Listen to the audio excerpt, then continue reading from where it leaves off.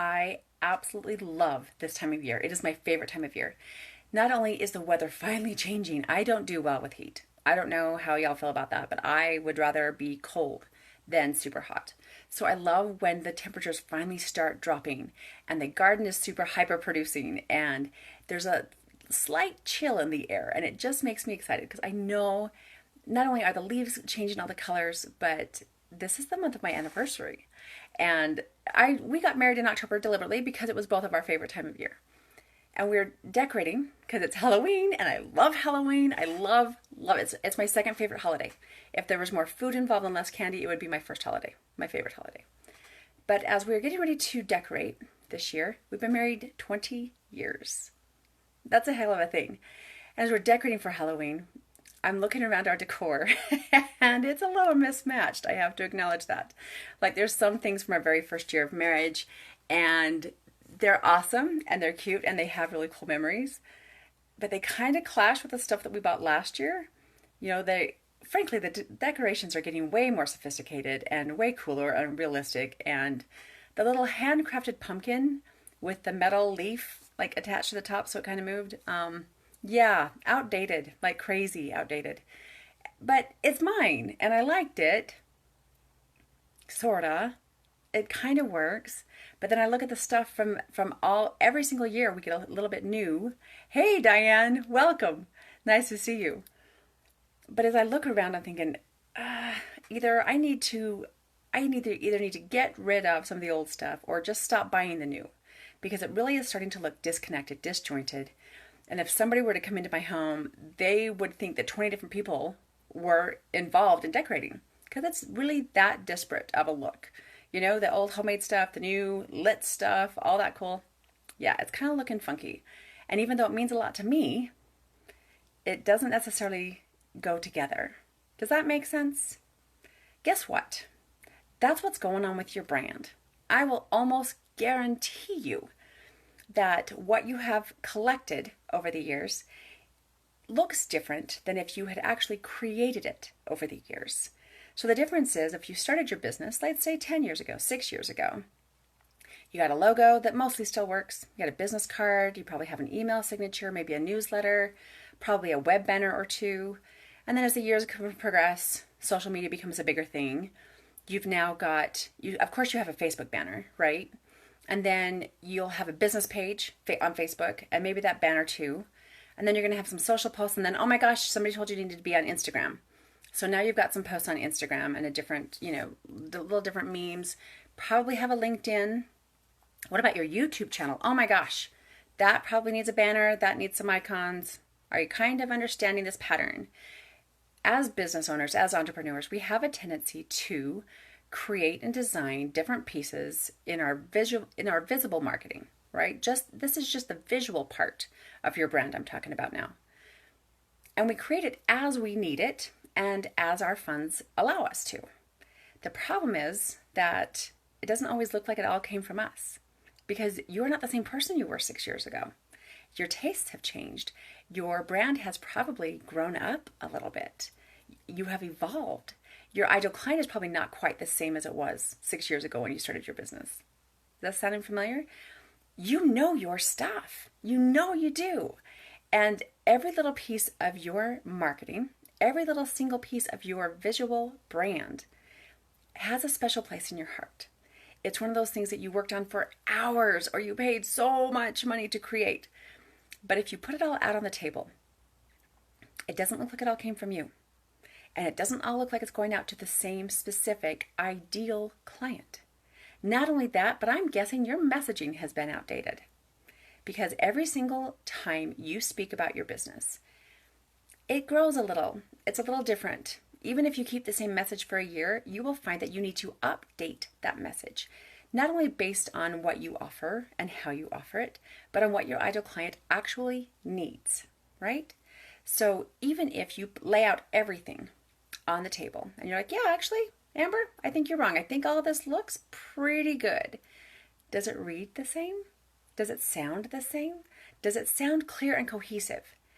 Are you still inviting in the same clients today that you wanted 6 years ago? You really don't think your business has grown more than that? I will tell you right now, if you've been in business longer than 6 months, your ideal client has evolved. It's just how it works. Not only that, but the clients, even if it's the same exact person, 6 years ago, you could speak to them in a way that doesn't work now, that isn't cohesive. It worked with a client just recently who said, I've got all this marketing stuff and I know my content and I know how to market it, but somehow I can't get people in here. And we looked through her things, and the vocabulary she was using, the messaging she was using to bring in her $20,000 clients was identical to what she was trying to use to lure in a $10 client.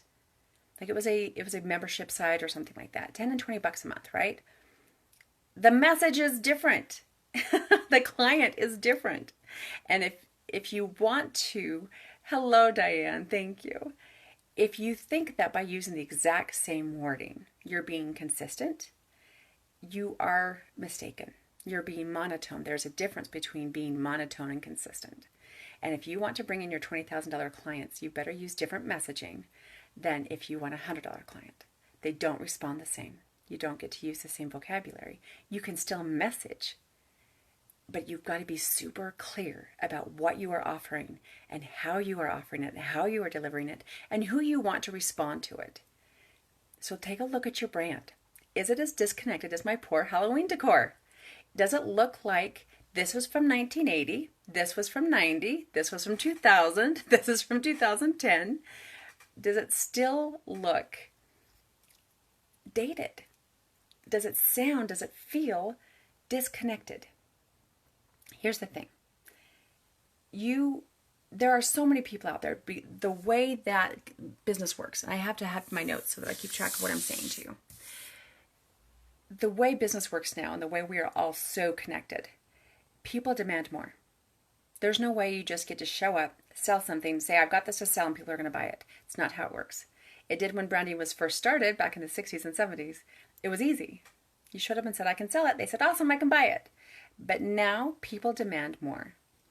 And there is so much noise out there.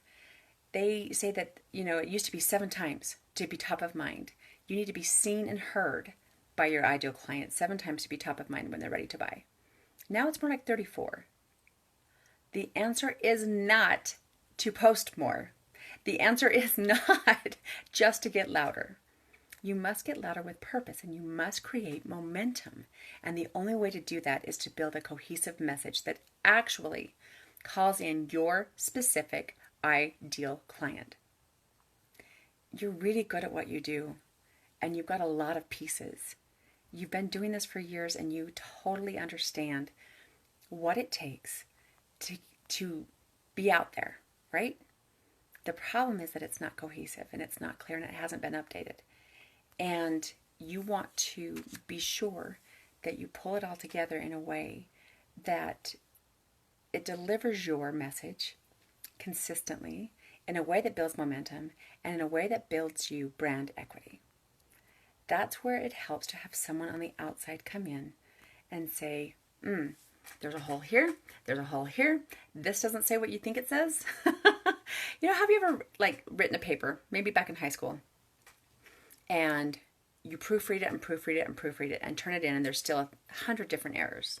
It's because you can't see your own stuff. Your brain fills in what's missing. And as much as you try to get into the brain of your ideal client, sometimes it's easier for an outside perspective to come in and say, I know exactly what you're trying to say, it's not quite what you're saying. Or you're using so much inside jargon, your ideal client got lost a long time ago. Or you're giving your ideal client so many options that they get onto that page and they're like, oh my gosh, there's 15 things, I don't know, and they click off.